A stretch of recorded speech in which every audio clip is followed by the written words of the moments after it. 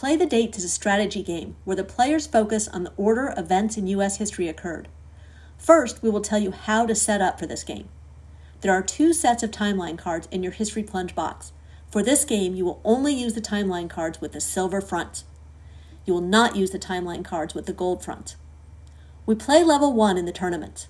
For level 1, you will only use the top blue fact on each card, which corresponds to the first blue date at the bottom of the card.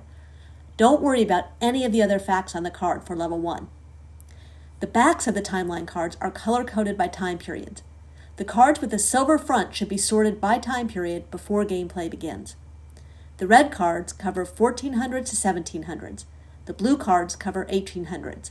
The green cards cover 1900 to the present. Before you play each round, the team that won the last game chooses one of the time periods.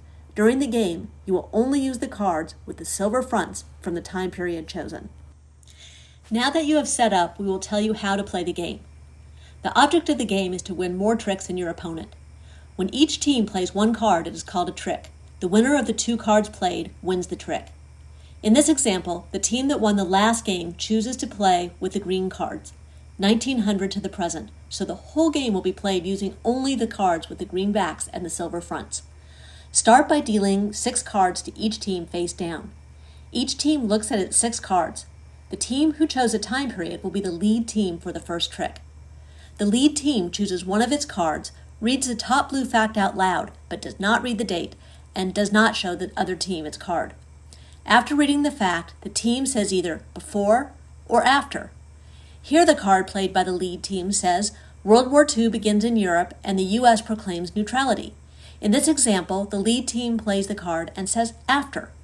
To win the trick, the other team has to play a card from its 6 where the top blue fact occurred in 1914 or after. Whichever team wins the first trick is lead for the next trick. The lead team then chooses one of its remaining 5 cards, reads the top blue fact, and chooses before or after.